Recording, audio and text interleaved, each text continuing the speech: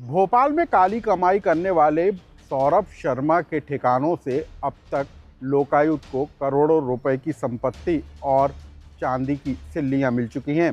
लेकिन सौरभ शर्मा का कनेक्शन उस कार के साथ भी निकल कर आया है जो जंगल में खड़ी थी और जिस कार के अंदर से 52 किलो का सोना और 10 करोड़ रुपए का कैश जब्त हुआ था। लेकिन अब हम आपको एक नई खबर देते हैं। लोकायुक्त की जांच की कार्रवाई और इनकम टैक्स की रेड के बाद जो जांच एजेंसियों के हाथ में लगी है वो है डायरी। परिवहन विभाग से जुड़ी इस डायरी में सौरभ शर्मा की काली कमाई का पूरा ब्यौरा मौजूद है, यानी कि नाम के साथ कितनी राशि कब किसको दी गई, कितनी राशि ली गई, इन तमाम बातों का उल्लेख डायरी में है। और डायरी ने अब जो राज उगले हैं वो भी बेहद चौंकाने वाले हैं। साथ ही सौरभ शर्मा के दोस्त चेतन गौर ने भी 150 पन्नों के बयान जांच एजेंसियों को दर्ज कराए हैं, जिसमें कई नए खुलासे होने की उम्मीद जताई जा रही है। क्या है इस डायरी का कनेक्शन सौरभ शर्मा के साथ और इस डायरी में किन लोगों के नाम शामिल हैं और किसके आगे कितनी राशि लिखी है, इस तमाम बातों की जानकारी आज हम आपको देंगे। नमस्कार, मैं हूं अनुराग श्रीवास्तव और आप देख रहे हैं लोकमत हिंदी। भोपाल में लोकायुक्त और आयकर विभाग की हुई छापे की कार्रवाई के बाद जांच एजेंसियों के हाथ में एक डायरी लगी है, जिस डायरी में काली कमाई का पूरा ब्यौरा लिखा हुआ है और जो एंट्रियां की गई हैं वो भी बेहद चौंकाने वाली हैं। दरअसल इस डायरी का कनेक्शन सौरभ शर्मा के कांड से निकल कर आ रहा है। सौरभ शर्मा जिसके घर से करोड़ों रुपए के कैश और चांदी की सिल्लियां बरामद हुई, वही कार जो सौरभ शर्मा से जुड़ी हुई है, उस कार के अंदर से सोना और 10 करोड़ रुपए का कैश बरामद हुआ था।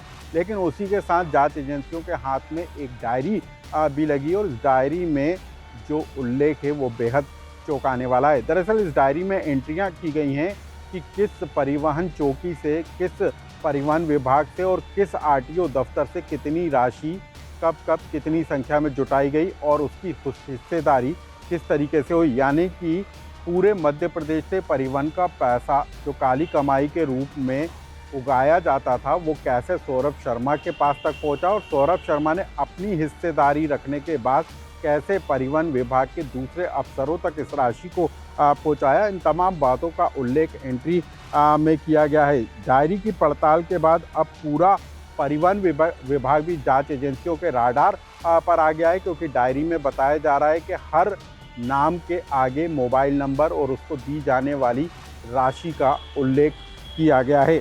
हम आपको बता दें कि जो सौरभ शर्मा है उसका जो मित्र है, उसका दोस्त है जो चेतन सिंह गौर, उसके बयान भी जो है जांच एजेंसियों ने दर्ज किए हैं और 150 पन्नों के ये बयान हैं। और इसमें चेतन सिंह ने बताया है कि कैसे सौरभ शर्मा अपनी काली कमाई को पूरे मध्य प्रदेश से उगाने का काम करता था और उसकी हिस्सेदारी किस तरीके से करता था और किस तरीके से ये लेन देन पूरा नगद राशि में किया जाता था और कैसे राशि का वितरण होता था।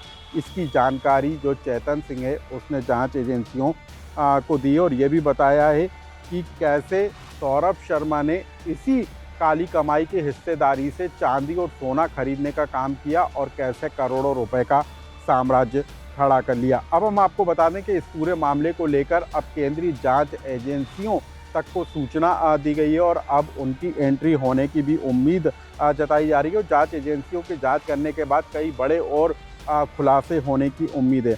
अब हम आपको बता दें कि परिवहन विभाग के पूर्व सिपाही सौरभ शर्मा के ठिकानों पर से अब तक जांच एजेंसियों को 232 किलो सोना, 232 किलो चांदी, 1.72 करोड़ का कैश मिला है। फार्म हाउस के अंदर कार से 52 किलो का सोना और 10 करोड़ रुपए का कैश मिला है। इसके अलावा हम बता दें कि जो सौरभ शर्मा है वो लग्जरी लाइफ स्टाइल जीने का आदी हो गया था और उसका जो बंगला है वो 7 करोड़ रुपए का बंगला निकल कर आया है। सिर्फ इतना ही नहीं, सौरभ शर्मा अपने दोस्तों को गिफ्ट में महंगे तोहफे देता था, यानी कि एलईडी टीवी से लेकर कई महंगे तोहफे उसने देने का काम किया। तो कैसे सौरभ शर्मा ने मध्य प्रदेश में परिवहन विभाग के जरिए इतना बड़ा साम्राज्य खड़ा कर लिया, इसकी हम जानकारी हमने दी और साथ ही ये भी बताया है कि कैसे जो काली कमाई की डायरी अब जांच एजेंसियों के हाथ में लगी है उसकी पड़ताल की जा रही है कि इन नामों का उल्लेख जो किया गया है, जो एंट्रियां दर्ज की गई हैं, क्या वाकई में वो सही हैं।